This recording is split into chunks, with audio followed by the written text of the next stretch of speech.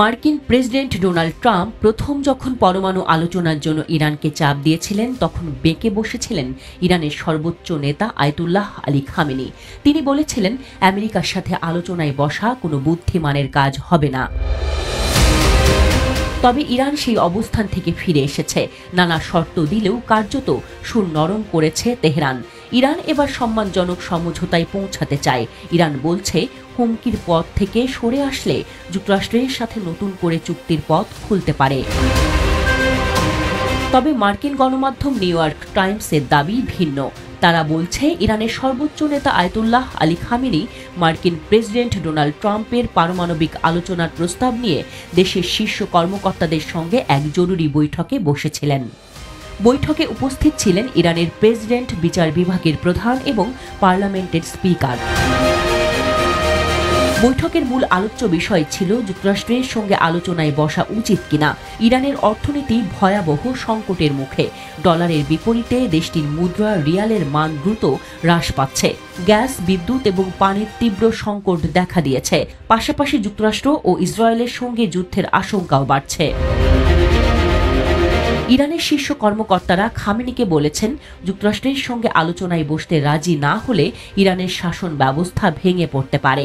তারা আরও জানান, আলোচনা ব্যর্থ হলে যুক্তরাষ্ট্র ইরানের প্রধান দুটি পারমাণবিক স্থাপনা নাতানজ এবং ফোর্দোতে সামরিক হামলা চালাবে। এর ফলে ইরানকে পাল্টা আক্রমণ করতে হবে, যা একটি বৃহত্তর যুদ্ধের দিকে নিয়ে যেতে পারে।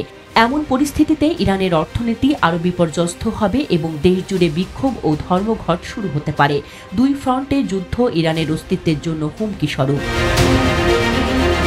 দীর্ঘ কয়েক ঘন্টার আলোচনার পর খামেনি অবশেষে আলোচনায় বসতে রাজি হন। তিনি প্রথমে মধ্যস্থতাকারীর মাধ্যমে পরোক্ষ আলোচনা এবং পরে পরিস্থিতি ভালো হলে সরাসরি আলোচনার অনুমতি দেন।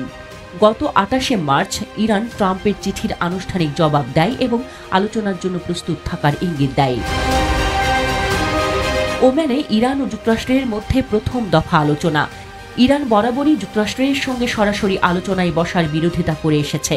তাই এই আলোচনা যদি সরাসরি বৈঠকে পরিণত হয় তবে তা ইরানের জন্য একটি বড় ছাড় হিসেবে বিবেচিত হবে। ইরান এখনও দাবি করছে যে আলোচনা পরোক্ষভাবে হবে, অর্থাৎ উভয় পক্ষ আলাদা কক্ষে বসবে এবং ওমানের কূটনীতিকরা বার্তা আদান প্রদান করবেন। অন্যদিকে যুক্তরাষ্ট্র বলছে যে উভয় পক্ষ সরাসরি বৈঠকে বসতে চায়। উভয় পক্ষের জন্যই এই আলোচনার ফলাফল অত্যন্ত গুরুত্বপূর্ণ। ২০১৫ সালের পারমাণবিক চুক্তিতে ইরানের আলোচক দলের সদস্য এবং বর্তমানে প্রিন্সটন বিশ্ববিদ্যালয়ের ভিজিটিং ফেলো হুসেইন মোসাফিয়ান বলেন, খামেনির এই সিদ্ধান্ত তার দীর্ঘদিনের মূলনীতি শাসন রক্ষা করাই সবচেয়ে জরুরি এর প্রতিফলন ঘটায়। এই আলোচনা ইরানের ভবিষ্যৎ নির্ধারণে গুরুত্বপূর্ণ ভূমিকা রাখবে।